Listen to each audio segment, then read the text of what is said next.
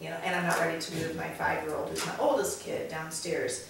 So right now I have my 5-year-old and my 3-year-old sharing a room. It's a boy and a girl, but their sleep patterns are really different. So although the idea of having them share a room and then Aspen moving into with her younger sister seems like it would be a doable situation when we chose to have 3 children, right. Behaviorally it's not working. And so that was kind of the main reason, was just trying to find a way to have a comfortable sleeping situation for our family. And then in addition to that, one of the complaints that I've had, so after you live in a house, you find things that aren't quite right. And one of my main complaints is that I don't have an office space. So if we could free up one of the bedrooms, then I could have an office space. Because my kitchen gets really cluttery, and that causes me to be anxious. Sure. So my husband said, well, let's add on. And at first I was resistant because of the chaos and the money, but then I thought about the return on the investment. I'm afraid that if we don't get this done, that we're going to have to move. I don't want to move. Right. I like my location. I like my house. Yes, it's a beautiful location. I'd really like to stay everything here. going for you. I'd like to stay here at least another 10 years. We do have plans to move after that, but I'd like to stay here at least another 10 years.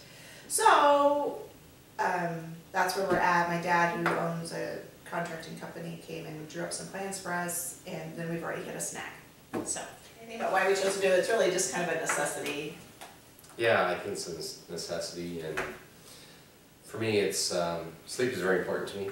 We all need it, that's we've for had sure. some challenges with a 3.5-year-old, an almost 5-year-old, and almost 9-month-old, and so I think it's time to have everybody have their own room and own space, and a little separation from mom and dad's room, a little bit more, to have a little more quiet time, if you will, and different things. And yeah, the rooms are clustered right now, and so if one kid screams or if we put one in timeout, it's just you don't think about these things, but if a kid shares a room, if you put him in timeout, then the other kid can't get into the room. It's just, there's just lots of issues for us with room sharing. You're all on top of each other over there. Yeah, and the bathroom situation as well. We have 3 kids, and we have just a 1-sink bathroom. I mean, it's a decent sized bathroom, but I'm just afraid that as the 2 girls get older, I don't know, it's going to be too much for 3 kids, and so by adding on over here and each of the girls having their own bedroom and the bathroom in between